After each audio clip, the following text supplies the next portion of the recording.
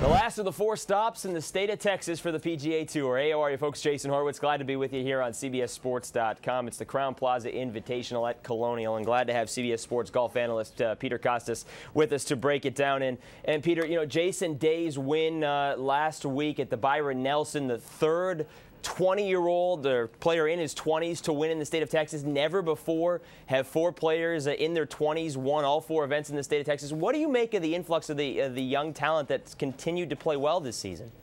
Well, you know, it's really remarkable because you got those guys who have won. You have Jordan Spieth, who was the 16-year-old who also was in contention, and Yo Ishikawa shooting 58 in Japan. It's really remarkable.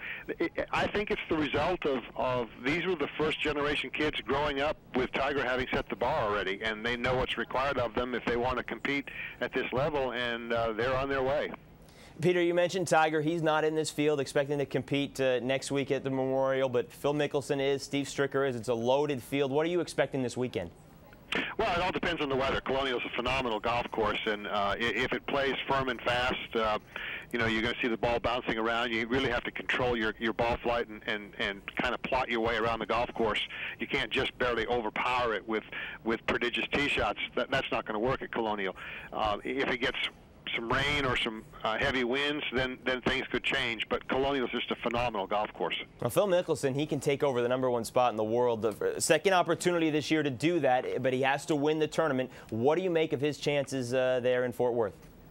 Well, I mean, he's already won there, so obviously he likes the place, and I wouldn't put it past him. However, having said that, clearly the thing that's on Phil's mind right now would be Pebble Beach in the U.S. Open, and so he'll be using these weeks heading up to Pebble Beach as more preparation work, like he did for Augusta. So, you know, while he wants to win every time he tees it up, I think his main goal is not going to be going to #1, but rather just getting himself ready for the U.S. Open.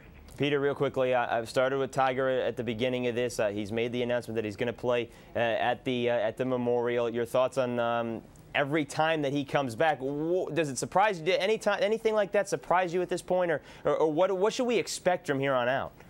We have no idea what to expect. I mean, the Masters 4th place finish was a phenomenal performance by Tiger, but he camouflaged some flaws that he had in his game and whatnot, and the last 2 times out hasn't been very good by Tiger standards. So we need to wait and see. I mean, one thing's for certain, you know, you need to get the stuff off the golf course under control and taken care of before he's going to have complete peace of mind to be able to play inside the ropes. So we have to see. And plus, coming off the neck injury, hopefully that's healed and he'll be able to make the swings that he would like to make. But it's a very frustrating time for Tiger Woods, and it's a very frustrating time for Tiger Woods fans.